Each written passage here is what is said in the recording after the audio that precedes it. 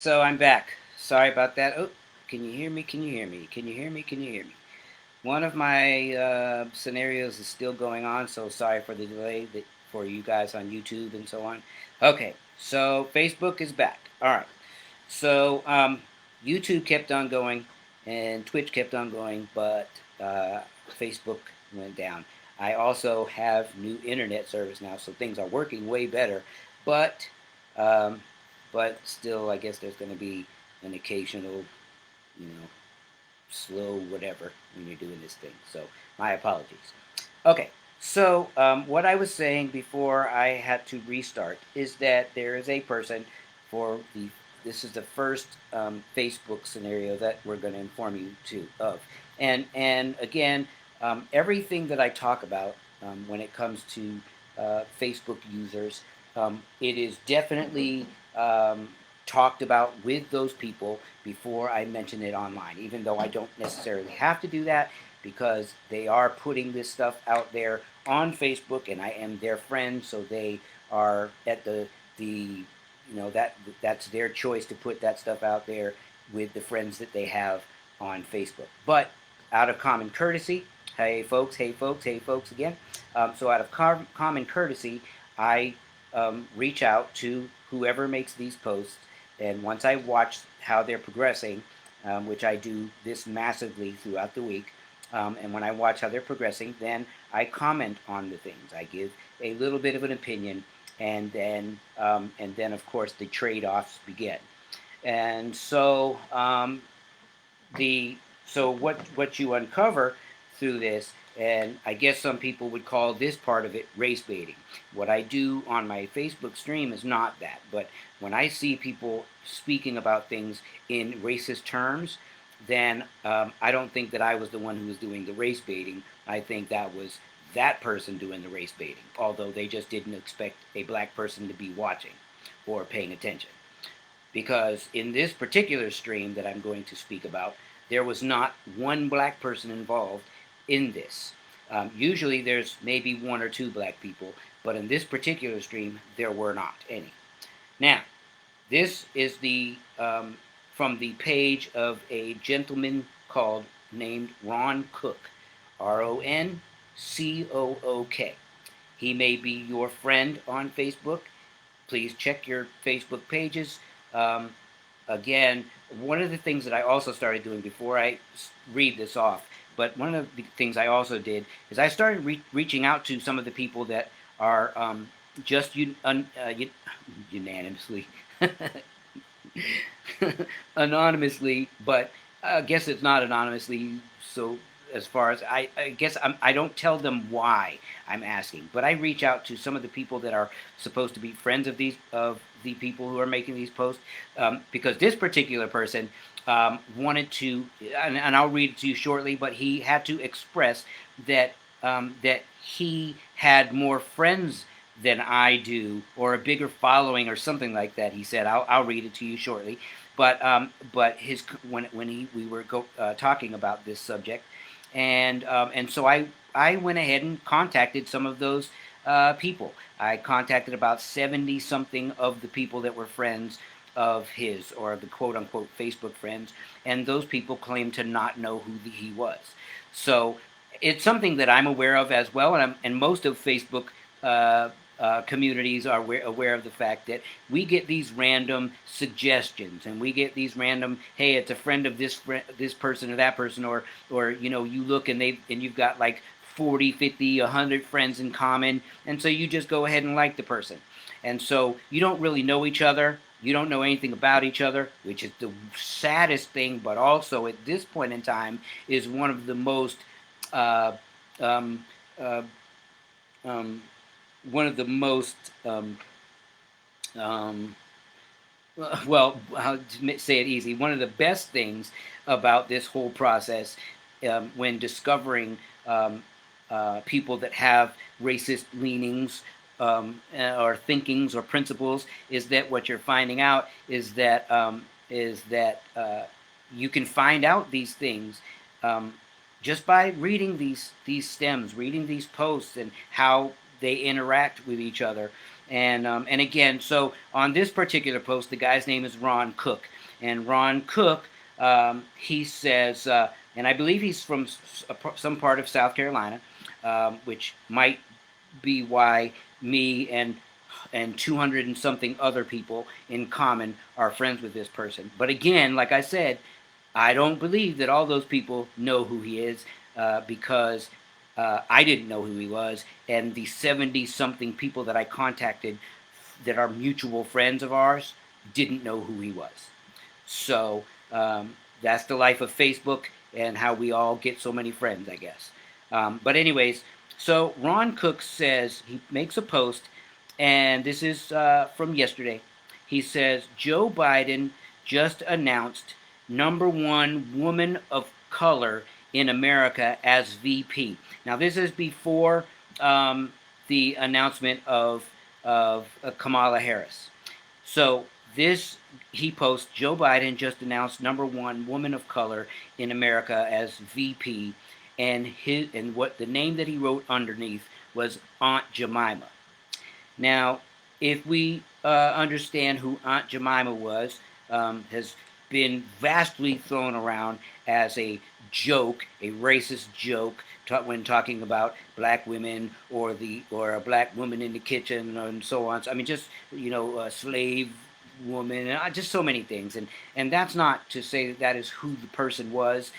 Although we can get into that on another day, because I'm going to talk about another bunch of different people who had names that are associated with things that are negative, but the person themselves wasn't actually negative, and so we'll get into that on another day. But the point is that this was definitely a racist colored joke. Again, let me repeat the joke by Ron Cook. He said, Joe Biden just announced #1 woman of color in America as VP, Aunt Jemima. So, the first two posts that follow that, one, this person, her name was Cheryl Lute, and she said that wasn't funny.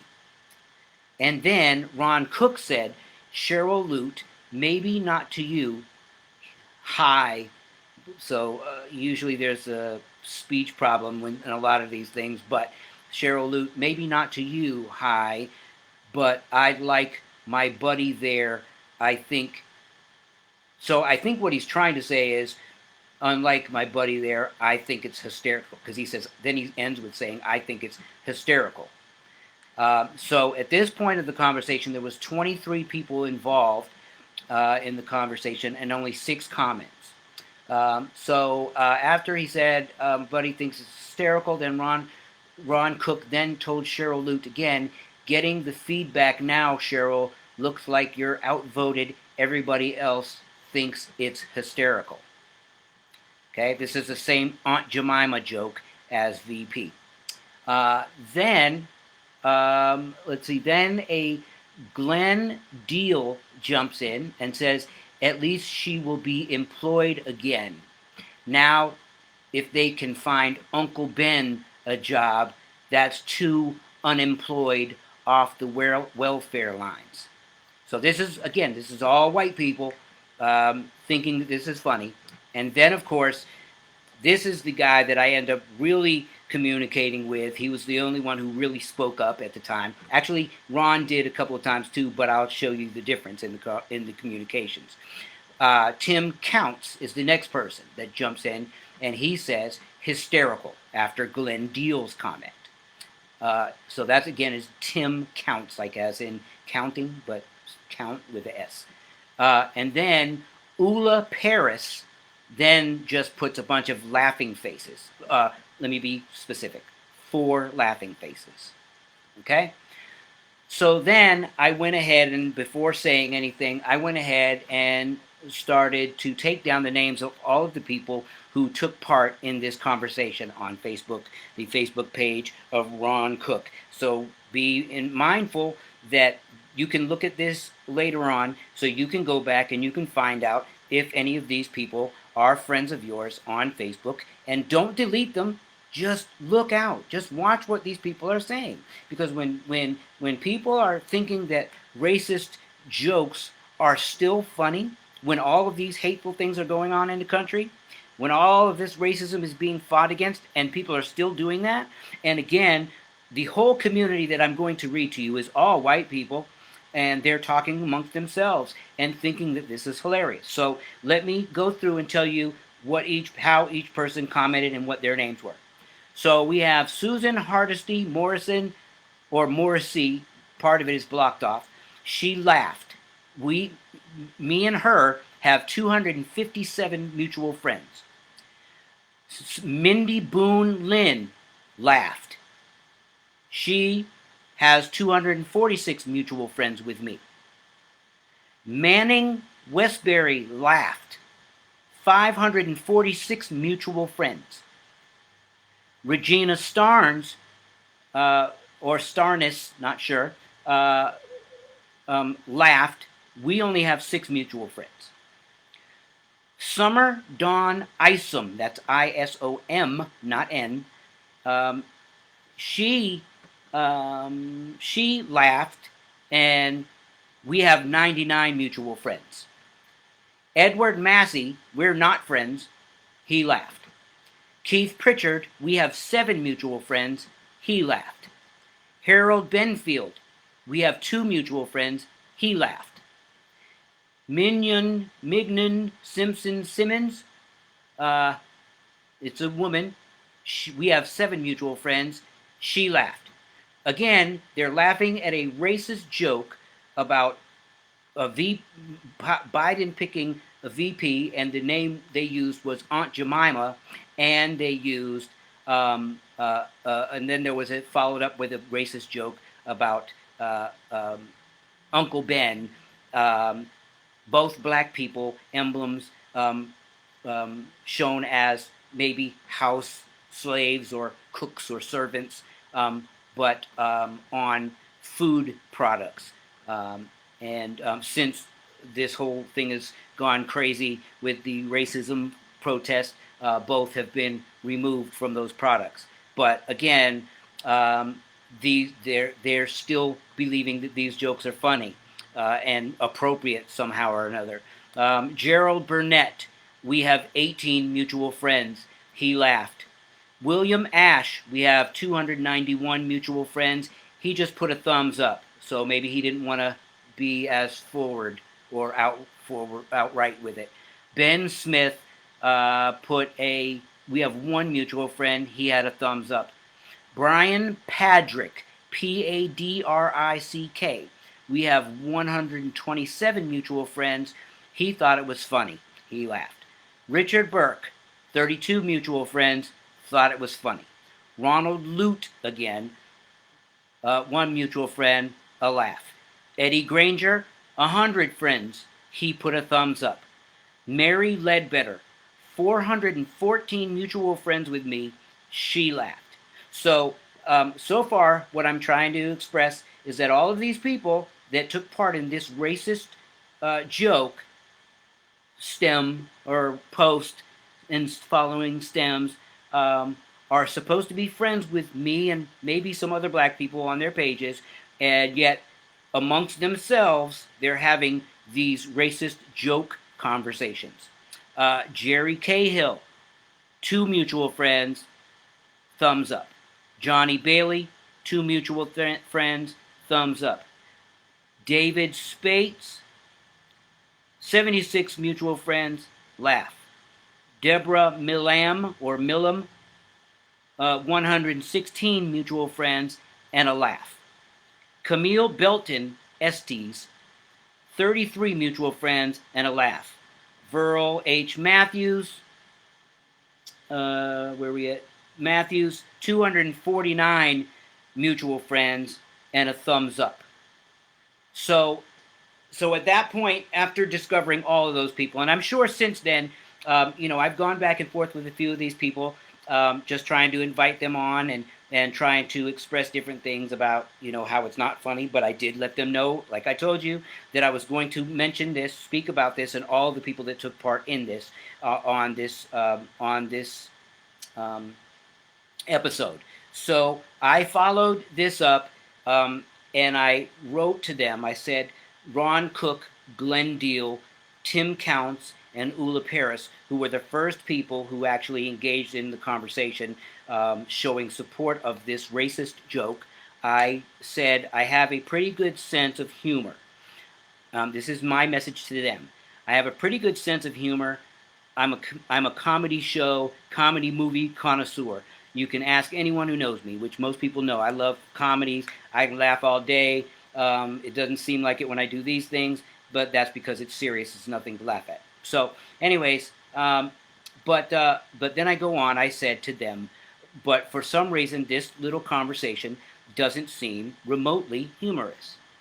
But to make sure I'm not just being hypersensitive, I'm going to share this and the names of all the folks engaged in liking and laughing at this unwitty banter on my show, Food for Action, on Facebook, YouTube, Twitch, Instagram, Wednesday at 7 p.m. And I took screenshots, so I won't leave anything or anyone out. Just curious what the reactions will be. I'll let you know the outcome. Be safe out there, and God bless. And then Tim Counts responds.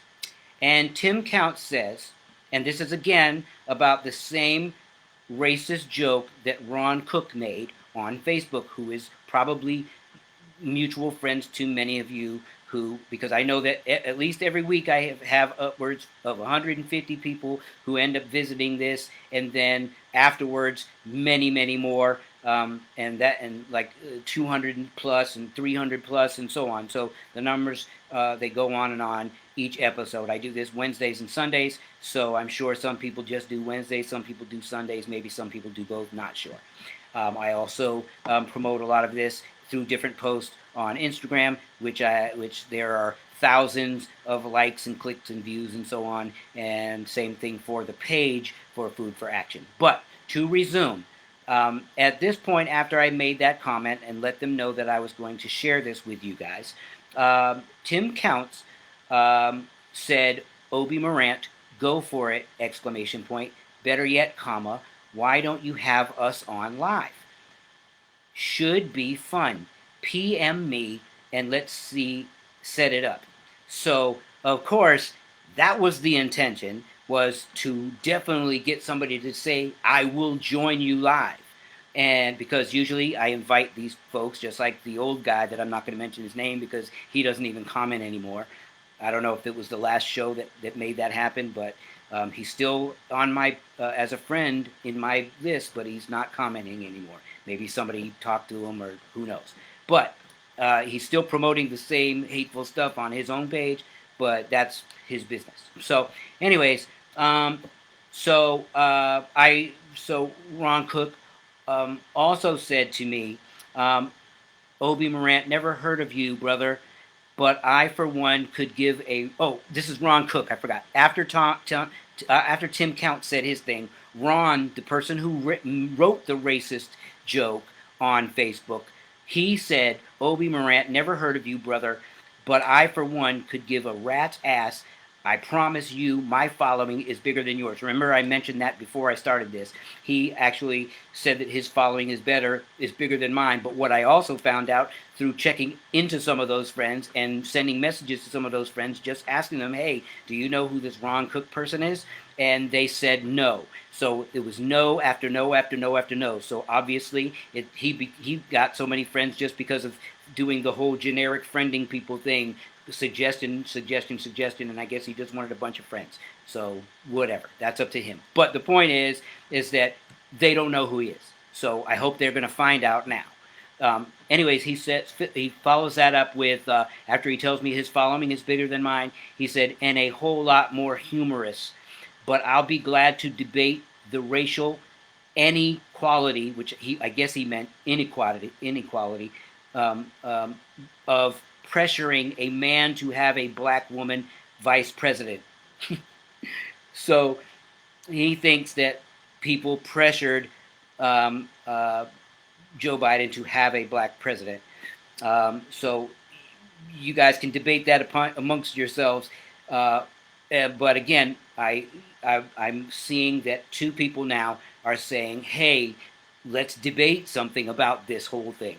So I was like, so it turned from that racist joke to this. So again, they want to to stray away from the wrong that they did through the racist jokes, and now they want to talk about other things that are not related to that joke. But that's fine with me because, as you guys know, I talk about anything and all things that have to do with this racism and race and systemic racism in this country that hurts, kills, harms black women, black men, black youth in America and all over the world. So we know that this is what we're fighting against, and so any topic that is underneath the housing or the covering of racism, we're going to talk about it, and I invite those conversations. So again, but you guys already know that. So he finishes up. He'll have a date about that. Then he says we had a black president, worst president history. I guess he meant in history of the country. But that's right. He was only half black, so you still got a chance at having. I had to switch places, switch pages, and recopy this because some of what he was saying got cut off. So he said, but that's right. President Barack, he's referring to, was only half black, so you still got a chance at having good Afro-American first president. So that tells you this person's mentality already. Hey, is that really your picture, really? So I don't know what he's talking about pictures. Is he talking about my picture on Facebook? I have no idea. I'll probably miss your show.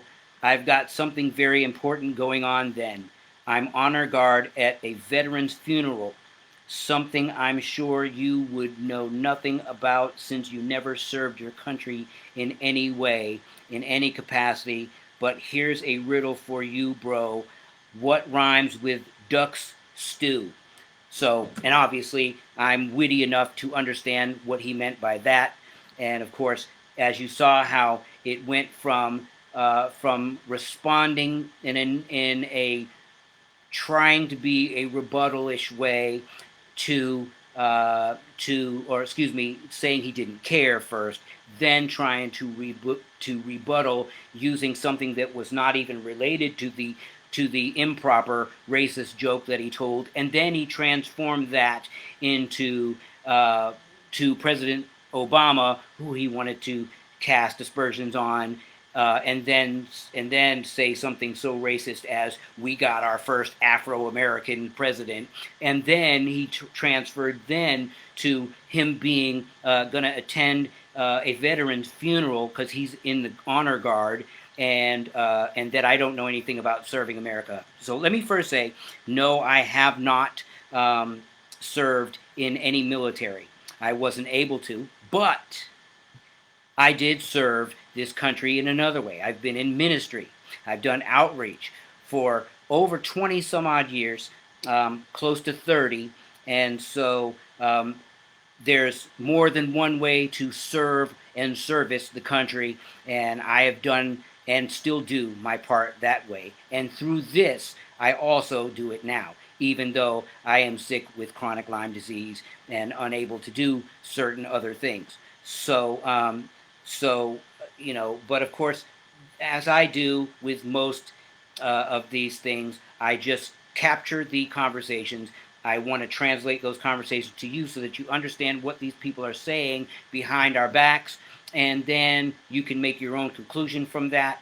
But I'm not going to engage in negative sparring, because that to me is not productive, and I'm not going to find out the true reason. I'm not going to be able to find out the true cause of why this person feels the way they do, if they choose to express it or not, or I'm not going to be able to encourage them to express it if I engage in that kind of banter, which is just not productive at all. And so I choose to not do that, and I encourage anybody here to not do that as well. Engage in the conversations, but do not be negative back when they are negative to you, because that just makes both people wrong and not productive, and it convolutes the whole message, and so nobody walks out with a chance of gaining anything from those kind of conversations. But so then I let them continue. because also I was doing research at the time, and I was answering other messages that people were sending me for the week. There was people asking me definitions of this, that, and the other, and they were asking me opinions about this and that. And then also I'm managing the posts on my Instagram and so on. So and then doing research for the new internet, and anyway, so many things doing for this. And so then Ron Cook says, "Hey brother, are you going to start your show with the Black National Anthem? Oh, why don't you watch the Hodge twins? Oh, on whatever. Now they're funny." So I didn't even want to say their names. I just forgot. But anyways, now that I did say the name, those are two of the people that I have, people that are in the same industry that can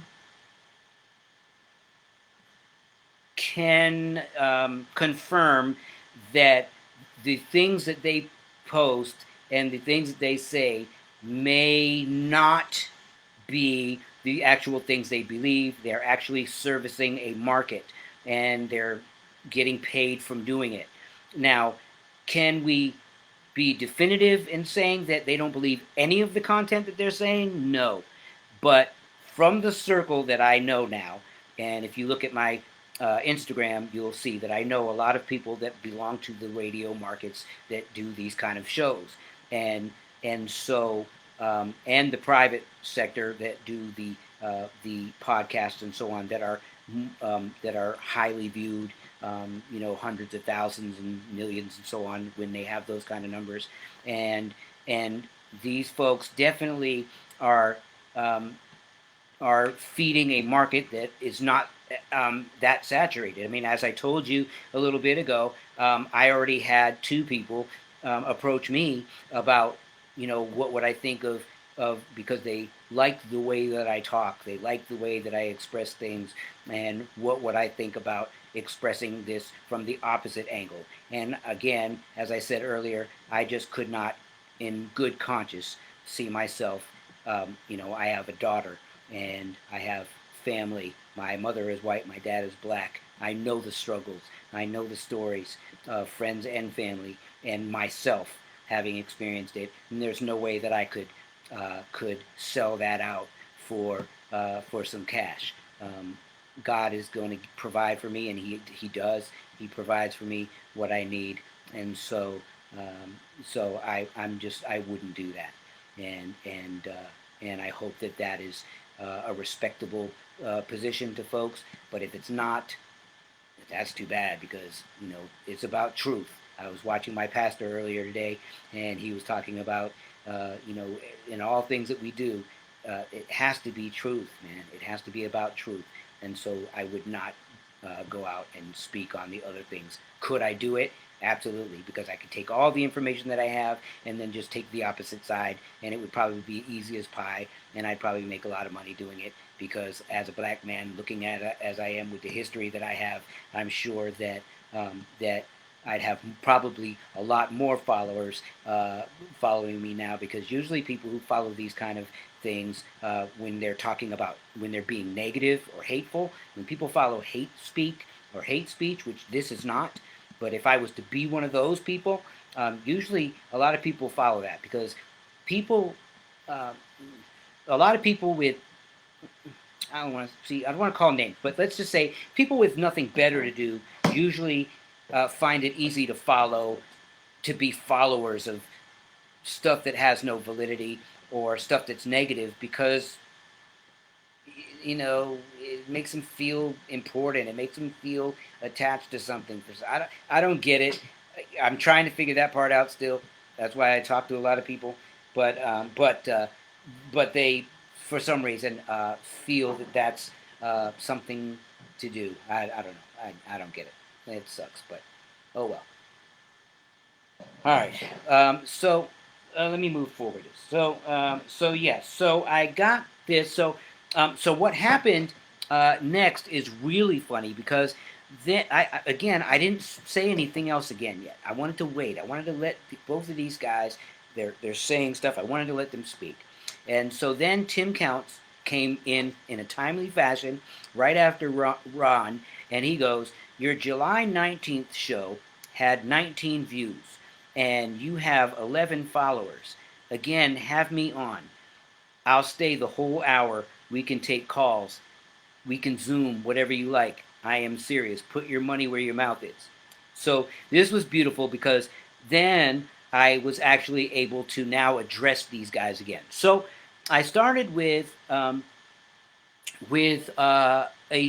general thing. I said, I mentioned all the names again: Tim Counts, Ron Cook, Glenn Deal, Ula Parrish. You all are invited to come on Food for Action every Wednesday and Sunday at 7 p.m. Let me know when you're ready. We can talk about whatever you want.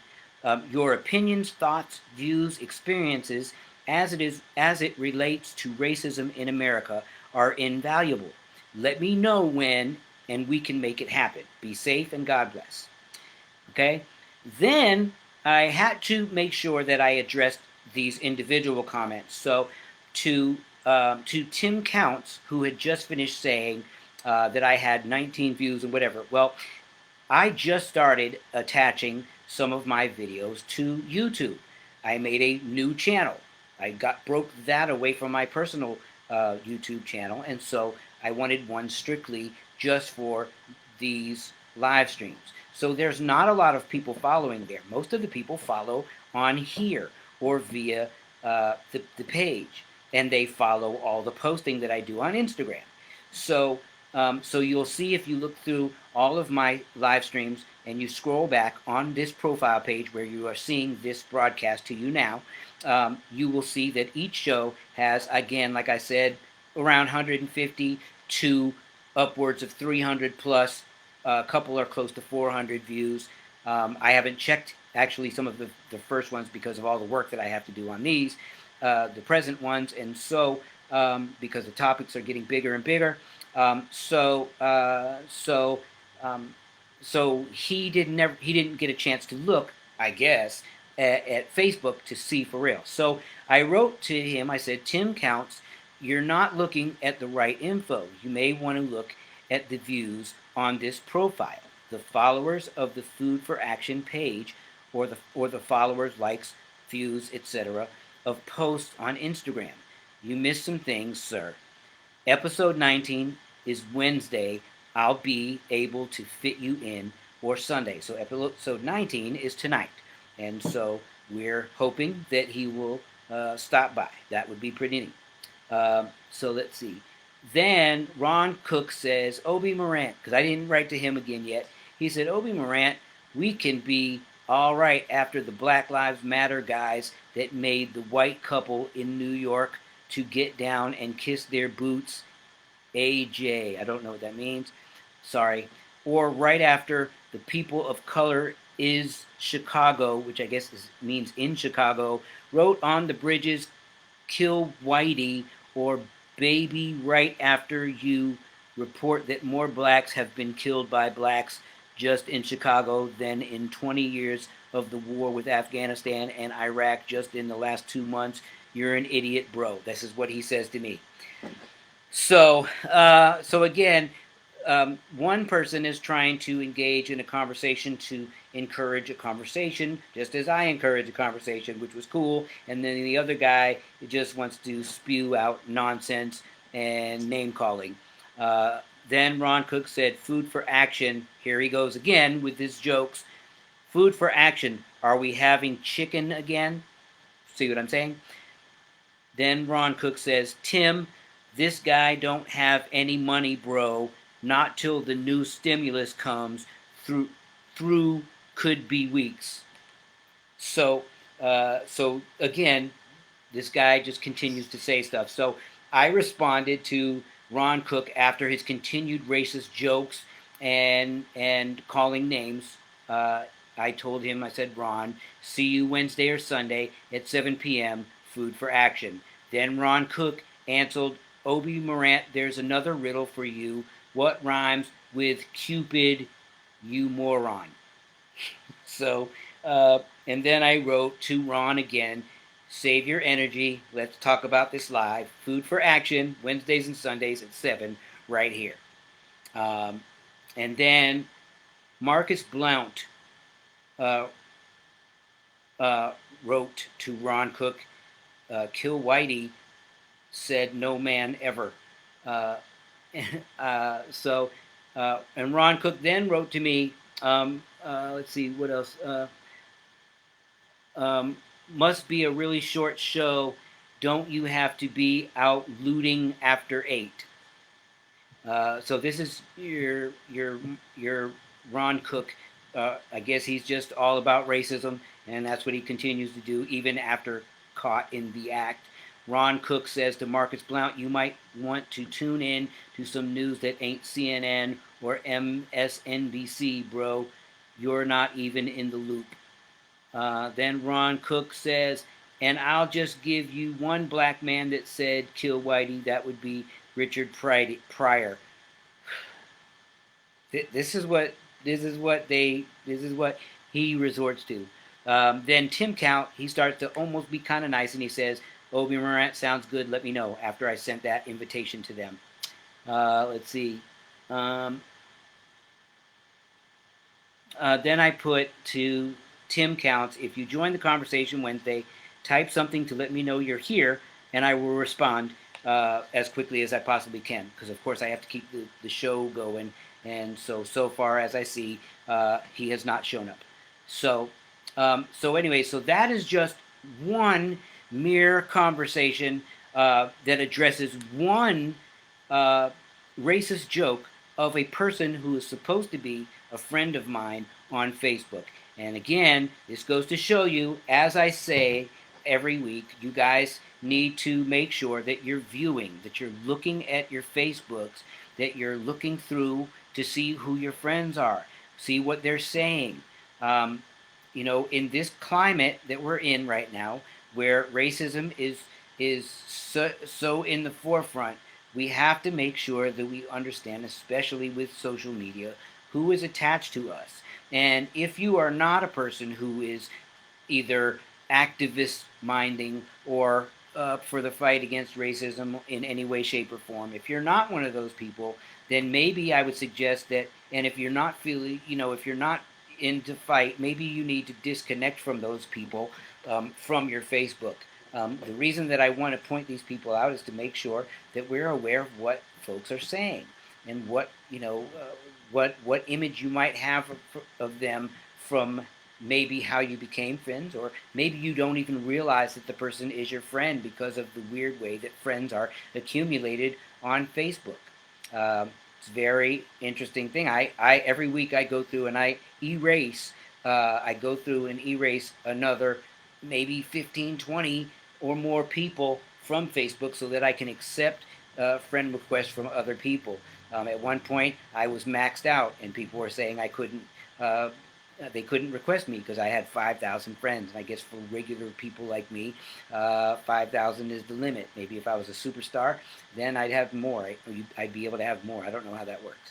But anyways, so that's what happens. And I'm going to continue every episode. We're going to at least unearth at least one person, if not more, depending on how intense the discussions, posts, or whatever are.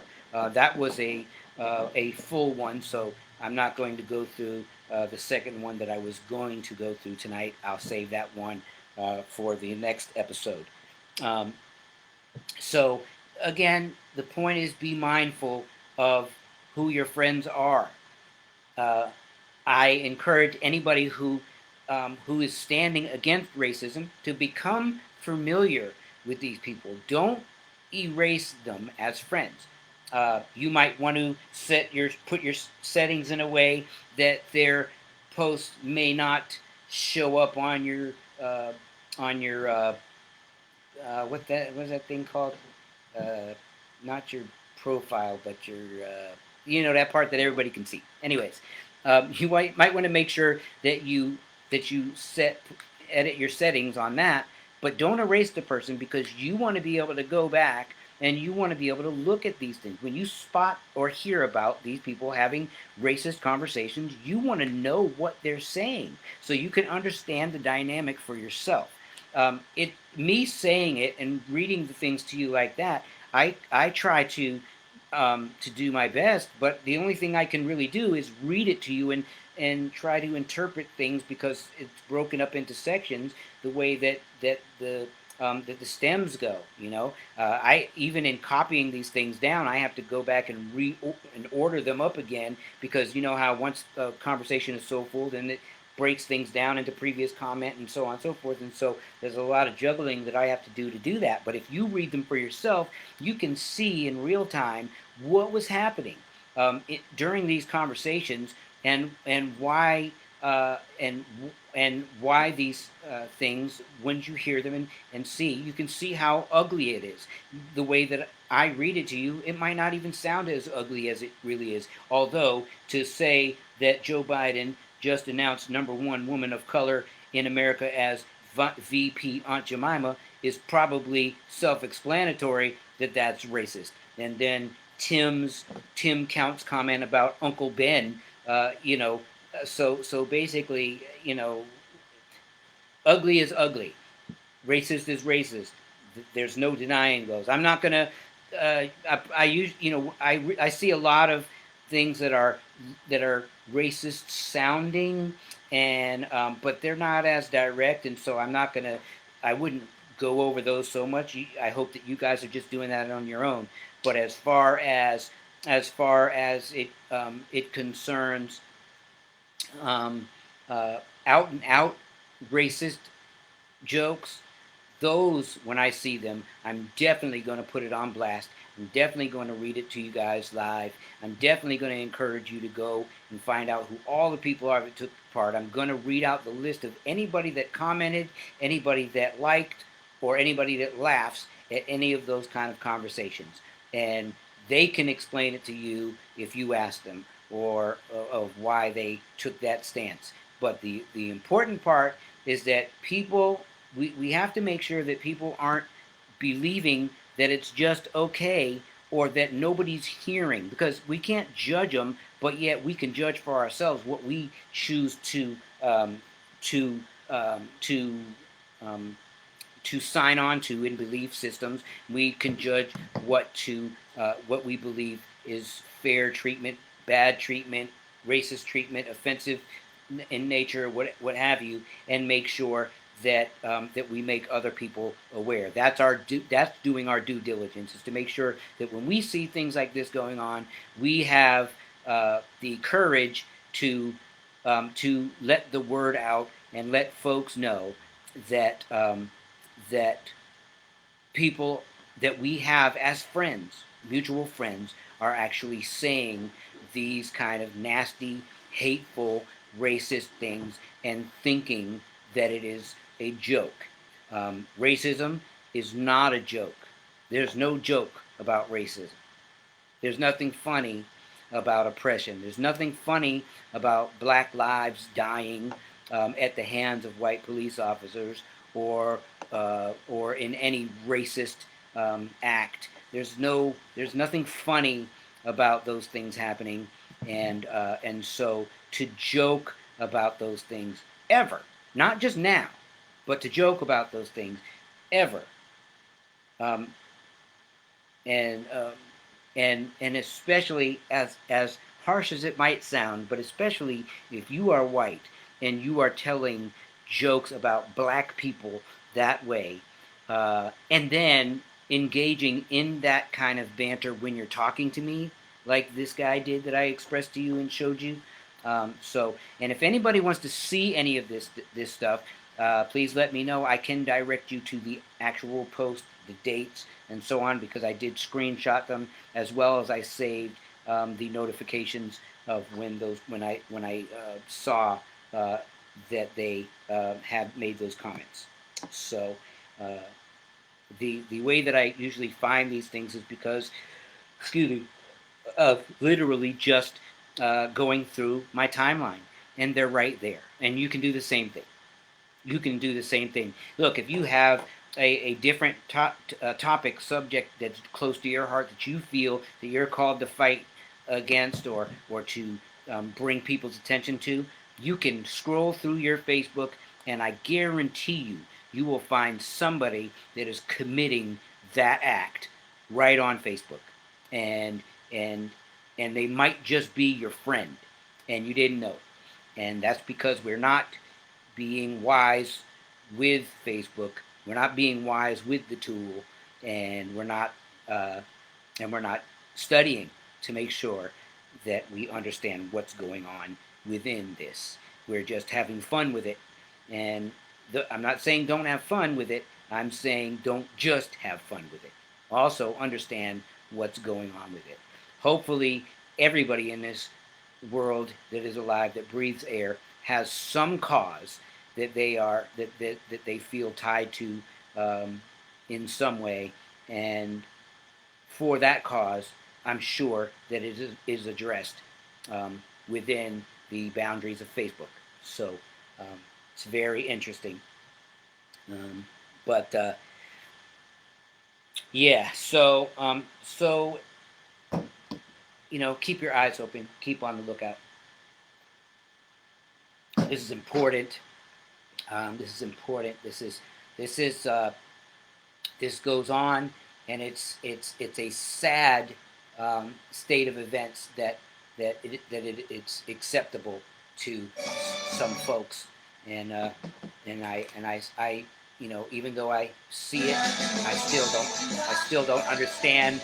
Sorry, I still don't understand why it is so acceptable to some people to believe that they should be um, uh, spewing that kind of hate, um, out of their mouths or out of their fingertips on Facebook.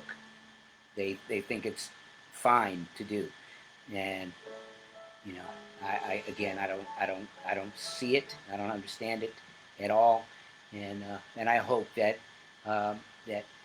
God will cure people of this urge, um, you know, through using somebody, and hopefully I'm part of that solution as well. Um, but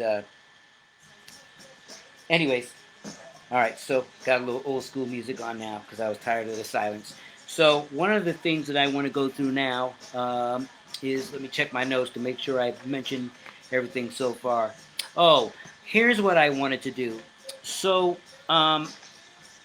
something happened um, this week. Actually, not one something, but several somethings happened this week. One of the things, excuse me, uh, oops, sorry.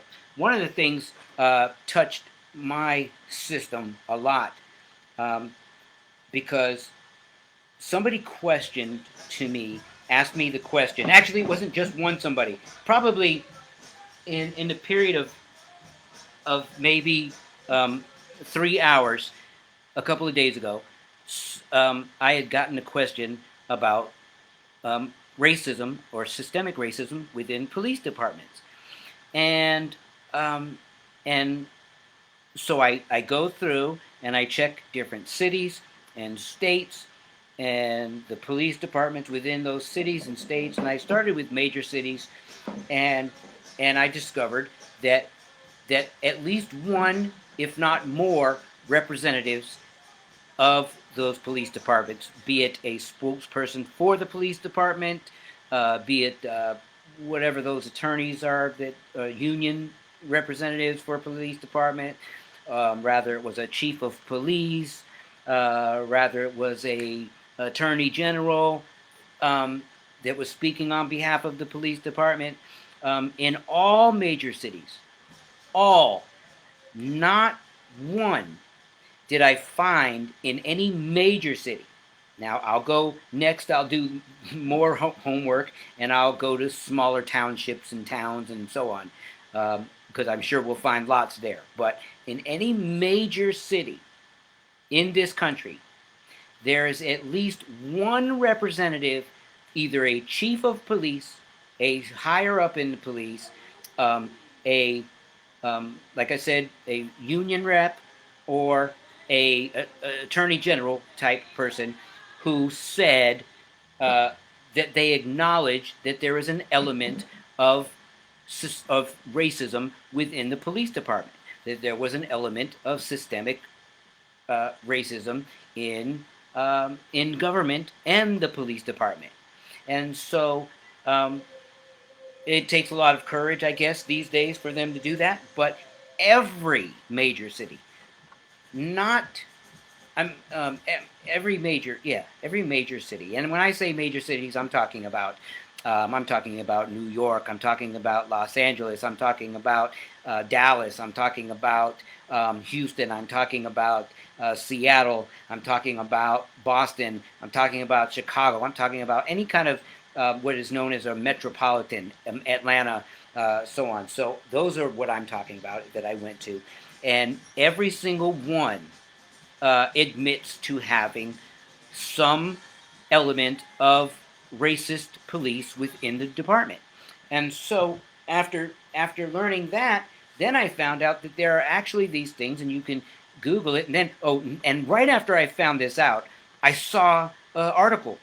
It just popped up in my Google thing, but there are actually police gangs, and this is widely known and acknowledged by the police departments that there are what is known as police gangs, and those folks do pay more attention um, and profile black and brown people and Hispanic people, and more than they do any other race of folk, and um, the police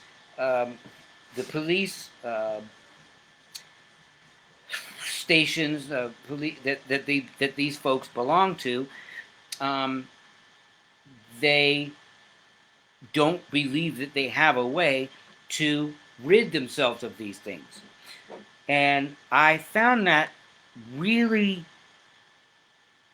disturbing because I don't understand there in any other uh, in any other business or system that exists, rather it's police, rather it's judicial, rather it's in politics. Uh, when racist thing happens, you see it all over the TV now. If somebody posted a racist thing, painting in blackface, or if somebody did some racial slurs on Facebook, or somebody did whatever, those people they're getting rid of them. They get rid of them out of Senate, get rid of them out of Congress, get rid of them out of school, get rid of them out of every place does that. So they do it from within, and they do their best, at least outwardly, the outward show of doing their best to get rid of that element. But for some reason, police departments can't. So out of every job, every business in the whole wide United States, the police department is the only departments that can't. I'm so confused by that, and that baffled me, and so I kept on reading and kept on reading, and if you do it yourself, you can go to any .gov of any state and any city, and you will find that you will see stories from within. You will see accusations. You will see lawsuits that they had to settle. You will see murders and so on. In every major city, you will see that these things have gone on, and for some reason, the police, until just recently, they started arresting a couple because of cameras and technology and George Floyd and Breonna Taylor and some of these people, although they still need to do something about those murderers in their police department about them. I think they fired one, but three they still haven't done anything to. So and I'll keep posting their names. But for some reason, the police department seems to be the only thing across the United States that doesn't have the ability to remove known racists or people that commit racist acts. It's the only place in the United States. I'm confused. This is supposed to be protect and serve. So you should be the first business, the first system that would see to it that you rid yourself of anything that has to do with racism. How can you be the last?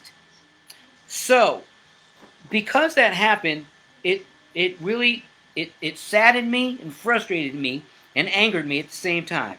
And so what I did is I constructed a letter that I posted to Facebook, and it was hard to post it because it was a little bit long, and then I had to break it up into pieces and then fit it onto pages on, and then fit it onto Instagram, so it looks kind of funny the way I had to do it. But it is a letter that I am actually getting drafted up. So I have somebody um, in a legal position who is getting this letter drafted up, and I will have that letter first because you have to start somewhere. I will start with all major considered metropolitan cities, police departments, but I wanted to share it on Facebook first, which I did a couple days ago, and I shared it also on Instagram, and I shared it on the Food for Action page. And so the letter, I am going to read that to you now, if you don't mind. Or if you do mind and you don't want to hear it, then I'm sorry. Again, I love police officers. Any police officer that is doing the protect and serve thing and not the racist thing, I love you. Any police officer that is standing up for what is right and standing against racism and violence against black people, black men, black women, and black youth, I am all for you. I love you. I have many police friends and detectives that are friends and family members that are police, and so I never would say that all police are a problem. But in this letter, I think I did a good job of not making it too long, but describing what probably most people, but at least myself, believes about police and what should be done. So this is my letter. I call it Dear the Police. Um, so I said, Dear policemen and policewomen all over the United States of America and all over the world. As for when it goes out to the different police departments, it will say the name of that police department instead of this overview that I put on Facebook and Instagram. But anyway, so it says, I said, I love all the police, and I put the police in quotation marks. I love all the police who protect and serve, and the police, the quotes again, who put their lives on the line every day to help us all. But there's that other police element that exists in most police departments, and they have no regard for black and brown lives. So then I wrote, how about all you amazing, heroic police officers handle and get rid of that harmful, ugly, hate-filled police element? Then black lives can have confidence and pride in and have respect for all police departments. Instead of us having to fear the police, because we don't know which police are good or which police are bad until it's too late, which is unfortunately after we've already been harassed, hurt, or murdered. So black and brown lives are left hurt, incensed, frustrated, and harboring anger towards the police. Because remember, we don't know who's who. If you good police handle the bad element police, we should be able to end this part of the systemic racism conversation. When there's a bad element in most professions and most jobs, most businesses, that element is dealt with from within. Sometimes just so the whole profession or business won't have their name tarnished, their name and reputation tarnished. So again, that's what most people do. I'll continue in a second, but usually a lot of businesses, once they hear about the racism that's within, or teachers or whatever, they hear about a racist act, then they don't want their organization tarnished the name tarnished, so they get rid of those people. So rather they're doing it for the purposes of selfishness or whatever, not selflessness, but selfishness, or they're just doing it to save their name, then so be it. But at least they're getting rid of it. So I'll read that part again. So the element is dealt with from within, sometimes just so the whole profession or business won't have their name and reputation tarnished. That bad police element must be dealt with. Don't you good police agree? When there's a bad element, sorry. So then I follow that up with, will you good police who protect and serve, who risk and sacrifice so much to protect and serve, please deal with that bad element, police element, so we black people don't have to keep suffering, hurting, and dying at the hands of the police. Quotations. Please, question marks, with a bunch of question marks following it, sincerely and humbly, O.B. Morant.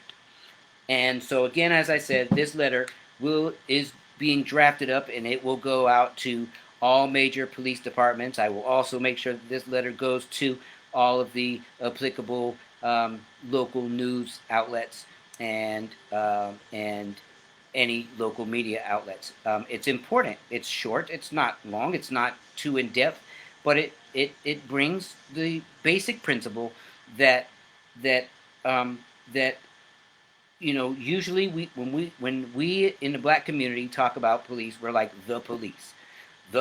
Maybe everybody does, but this is what we do, and we want to not do that. Just as we ask people to not be racist and say,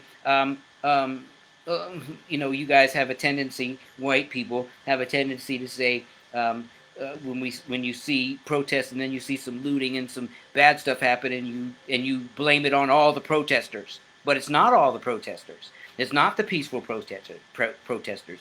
It's an element that has infiltrated and has done some bad stuff, and then your Trumpian people and that guy that sits in that office will then call everybody Antifa and whatever else he wants to do so that he can put a black cloud. See, there we go again. There's that expression. It's called a black cloud when it means something bad. But anyways, so even I have to rid myself of some of that vocabulary that was put into me growing up. But puts a cloud over all black people or all protesters, and that is a very sad state of events that happens. But again, that's the same thing that happens with police. So and if you don't want that to happen, so what happens with us is that if we see a bad element doing something, we make it known that those people have nothing to do with us, and we make attempts to try to stop those people from being around us. So all I'm asking in that letter is that the police do the same thing. If the police are majority good and doing good things and protecting and serving, like I want to believe, then I also believe that it is their responsibility to get rid of the nasty element. And you know who they are because there's multiple reports about them all in 99.9% of the 99.9% of the time. Anybody who has any history of racist action has had many reports filed upon them or on them, and their actions called to question multiple times, just as the officers that aided and the officer that murdered George Floyd. So we see this over and over again, and again I'll be going over some of those, but we see it over and over again, and it's just very sad. And so we want our police departments to thrive. We want them to be respected, and I'm sure that they want to be respected. And so in order to achieve that, I believe that it is that, especially because they are held to such high regard, and that uniform, just like military, is to be respected. And if that is the case, then if you're asking for all of that respect, then let's make sure that you rid your departments of the bad element that you know exists. If there's somebody that's skating under the radar and you don't know legitimately, then so be it. We'll find out eventually when they, sadly, when they do something that's negative, and hopefully it doesn't cost a life. But you know a lot of these elements, and it is your job, it is your duty, it is your responsibility to our communities, to all communities, but to our communities because of the murder and the mistreatment. It's your responsibility, police departments, to rid your departments of the element of racism within that department.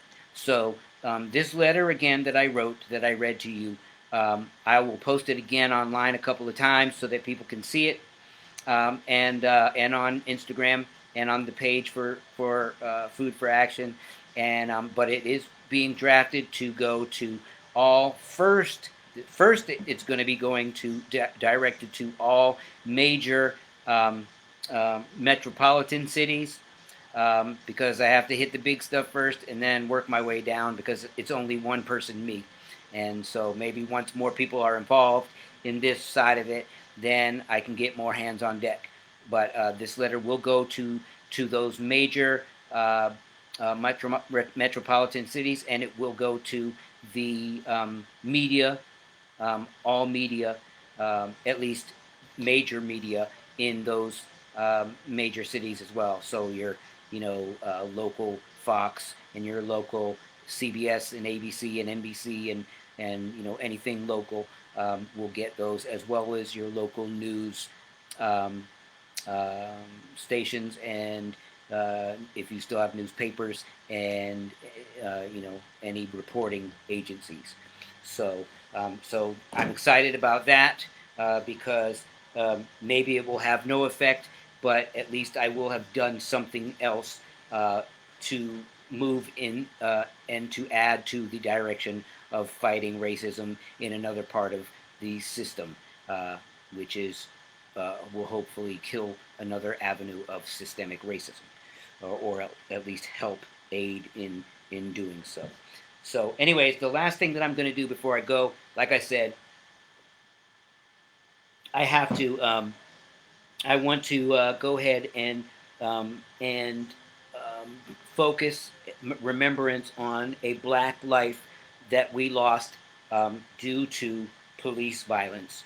Um, and so this segment, once I get some things going like that, when I get an assistant or something, this segment, because I'm not handy with all that stuff yet, but this segment of the show that I will do every week from this point forward, or every episode, is called Black Lives Murdered. And so the first person that uh, I'm going to express to you, I got most of the information from a page that are friends of mine on Instagram, Stories for Justice. You can look them up at Stories for Justice. And they have several of these folks. They have several of the first folks that I'll be talking about, and then I have other sources for some other folks. But the first person is a young man whose name is, and his presence was, Jamarion Robinson. Jamarion Robinson. And um, on he it's been 4 years since um, uh, he died. So I'm going to read to you what they posted about him. Jamarion Robinson was murdered on August 5th, 2016, in East Point, Georgia. Jamarion Robinson was killed 4 years ago in a hail of gunfire. His body had 76 bullet wounds. The shooting happened after at least 14 officers, led by U.S. Marshals, forcibly rammed down the door of Robinson's girlfriend's apartment in order to serve a warrant for his arrest. The officers were heavily armed, and their arsenal included submachine guns. However, they did not wear body cameras. So at this point, there would be like a little caption above my head. But anyways, they did not wear body cameras. East Point police have dash cams, but the department said the officers that day, for some reason, that day drove new cars which did not have cameras installed. Conveniently. Uh, Authorities said that they had the warrant because Robinson had pointed a gun at police in a previous encounter. So this is said. This is not something that has been proven. Robinson was diagnosed with schizophrenia, which officers knew, but a mental health professional was not brought along to assist in this encounter. Video filmed by a resident nearby shows officers standing outside, giving verbal commands to drop a weapon and firing into the apartment on and off for about 3 minutes. Let me repeat that. Video filmed by a resident nearby shows officers standing outside giving verbal commands to drop a weapon and firing into the apartment on and off for about 3 minutes. So there was 3 minutes of gunfire, them firing into the apartment off and on. Not shots being fired out. Just 3 minutes of shots fired in. Officers said Robinson fired at them 3 times. Let's say this again. Although no officers were injured and no officers can be seen in the video ducking or moving away. So, not proven, no bullets found, no officers moving away, ducking, diving, running, shouting, stop shooting, or any of that. But they say Robinson fired at them 3 times. They fired at him for 3 minutes. He had 78 bullet wounds, and they fired for 3 minutes on and off. They said he fired 3 times. So 3 times he fired, and then they thought that they needed to fire back for 3 minutes off and on. The Georgia Bureau of Investigation, GBI, recovered a handgun at the scene believed to be associated with Robinson. When found, it was damaged and inoperable. After rapid gunfire, officers additionally threw a flashbang grenade into the residence. More gunfire can be heard on the video after that. So, 3 minutes of gunfire off and on. Flashbangs, more firing. But he shot 3 times, they say, but there's no proof because there's no outward bullets whatsoever. Okay. Then this is a comment from his mother. My son was shot 6 times in his right hand, 5 times in his left hand, and all down his arms, his torso, his groin, his thighs, his legs, his feet. His mom, Monteria Robinson, said, Robinson's palms being shot many times indicates that his hands may have been up and or empty, because there's no way that you could have received that many shots in your hand from the angles that they have with something being in them or you're firing a gun. It's actually physically impossible. Evidence showed that after killing Robinson, police handcuffed his hands behind his back. His lifeless body was found by the medical examiner with an oxygen breathing mask on. A private investigator hired by the family also found 2 bullets lodged into the wood floor of the 2nd floor landing in a large pool of blood, indicating someone stood over Robinson's body and fired downward. So that means after all of this, somebody walked up to him and shot him twice more, downwards. Evidence, a blood trail, showed officers dragged his body down the stairs from the second floor to the living room on the lower level. When Robinson's grandmother, Beverly Nixon, arrived after the shooting, she was shown a picture of the suspect that police were looking for, and she stated, "That's not my grandson." After shooting and killing my son, they showed my mother and two brothers a photo of the person they were looking for, and it wasn't even their son. So they went to the apartment looking for someone else, and they shot this man 78 times, followed up for 3 minutes off and on, followed up by flashbangs, followed up by more shooting, hails of bullets, followed up by someone shooting him from above him, on top or above him, downwardly twice, and it wasn't even the right person that they were looking for. None of the officers were found guilty, or found criminally or administratively at fault for improper use of force. And you people wonder why we are talking about this.